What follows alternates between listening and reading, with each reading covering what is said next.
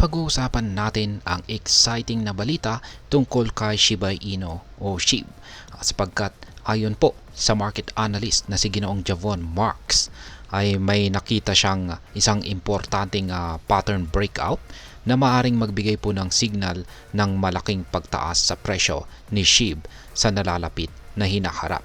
At yan po ang siyang ating pag-uusapan sa video na ito.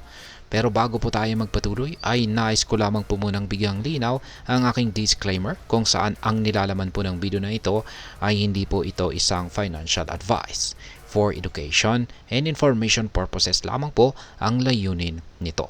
Ayan, si Shiba Inu ay naghahanda raw ng 342% na spike patungo sa mataas na presyong 40 digits 8 pagkatapos po na maganap ang isang falling wedge breakout.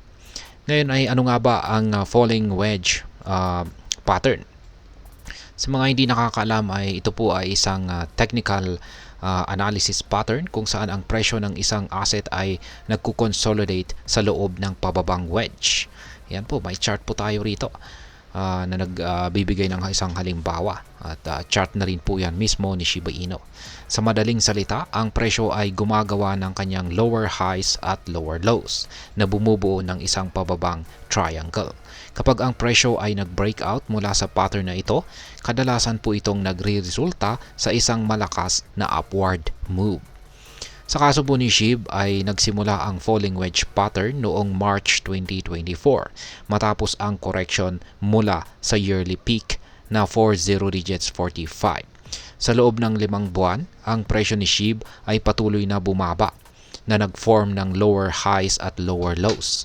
Ang broader crypto market drop ay nagdagdag pa sa bearish pressure na nararanasan ni Shiba Inu.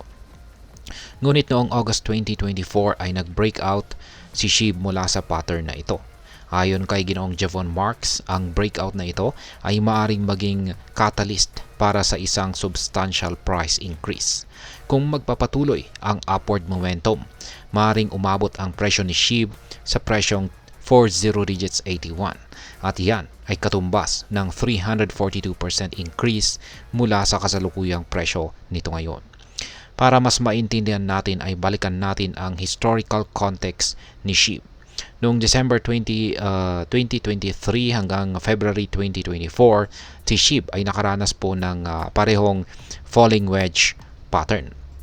Pagkatapos po ng breakout noong mga late February 2024, ang presyo ng SHIB ay tumaas po ng 368% mula sa presyong 50 digits 96 hanggang 40 digits 45 sa loob lamang ng 2 linggo. Kaya kung maulit ang historical performance na ito ni SHIB, ang kasalukuyang breakout ay maaring magresulta po sa isang matinding pagsabog na rally. Sa kasalukuyan si SHIB ay nagtitrade po sa mga presyong 40 digits 1792. Ang presyo ay nakakapagtala ng higher lows na isang sinyalis ng isang lumalakas na trend.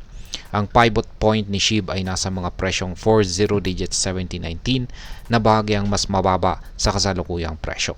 Ang pivot point na ito ay isang importanteng support level para kay Shiba Inu.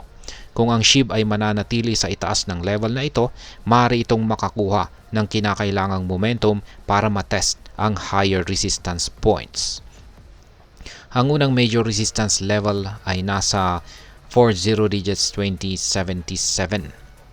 Kung ma-break or mabasag ni SHIB ang level na ito, ang susunod na target ay ang 40 digits 2299. At ang further upside potential ay nasa presyong 40 digits 2657. Kailangan po ng malakas na buying pressure para ma-overcome ang mga levels na ito. Sa kabilang banda, ang key support levels na dapat bantayan ay ang presyong 40 digits 1361, 40 digits 1139 at ang 50 digits 781. Kung mawalan ng momentum si SHIB at bumaba sa pivot point na 40 digits 719, ang mga levels na ito ang siyang magiging importanteng support zones para maiwasan ang mas matinding pagbagsak.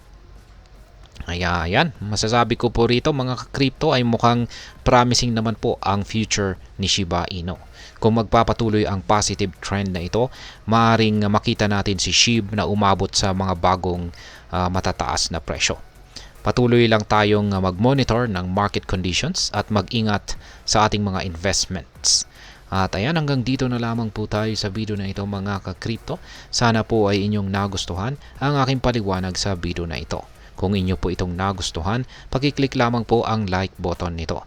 Para naman po sa mga bago lamang dito, kayo po ay aking inaanyayahan para mag-subscribe.